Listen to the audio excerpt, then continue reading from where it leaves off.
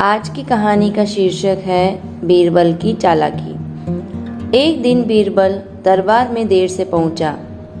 जब बादशाह ने देरी का कारण पूछा तो बीरबल ने बोला, मैं क्या करता हुजूर, मेरे बच्चे आज जोर जोर से रोकर कहने लगा कि दरबार में मैं भी जाऊंगा।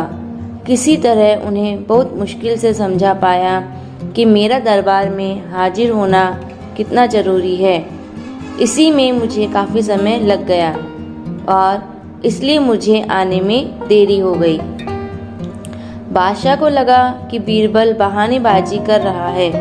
बीरबल के इस उत्तर से बादशाह को तसल्ली नहीं हुई।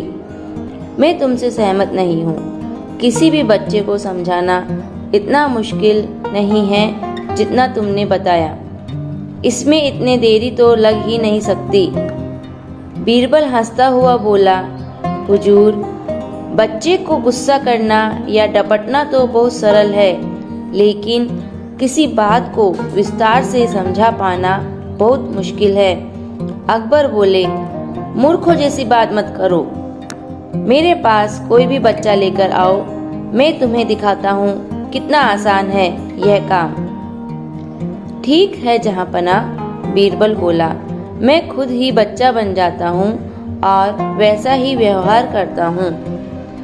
तब आप एक पिता की भांति मुझे संतुष्ट करके दिखाएं। फिर बीरबल ने छोटे बच्चे की तरह बर्ताव करना शुरू कर दिया।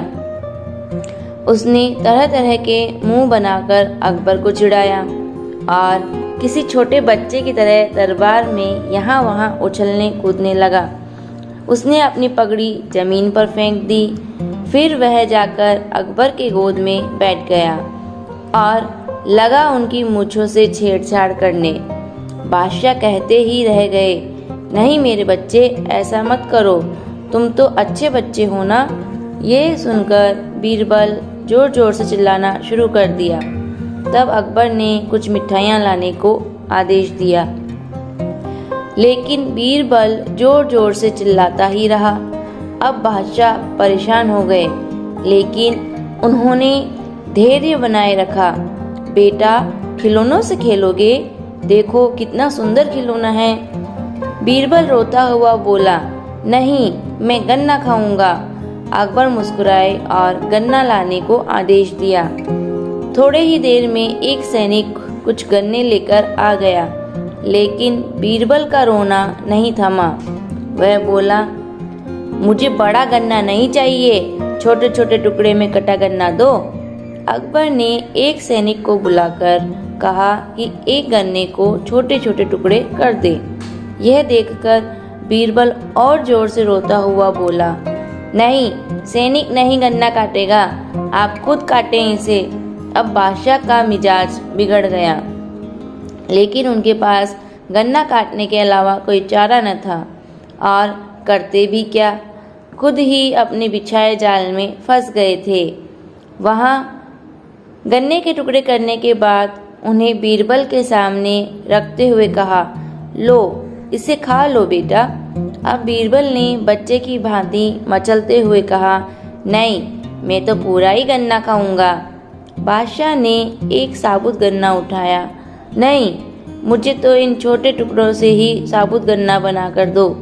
कैसी अजब बात करते हो तुम, ये भला कैसे संभव है? बादशाह के स्वर में क्रोध भरा था, लेकिन बीरबल रोता ही रहा। बादशाह का धैर्य खो चुका था। यदि तुमने रोना बंद नहीं किया तो तुम्हें मार पड़ेगी। अब बच्चे का अभिनय करता बीरबल उठ खड़ा हुआ और हंसता हुआ बोला, नहीं नहीं, मुझे मत मारो हुजूर। अब आपको पता चला कि बच्चे की बेतुकी जिद्दों को शांत करना कितना मुश्किल है। बीरबल के बात से सहमत थे अकबर। बोले, हाँ, ठीक कहते हो। रोते चिल्लाते जिद पर अड़े बच्चे को समझाना बहुत मुश्किल है, बच्चों का खेल नहीं। धन्यवाद।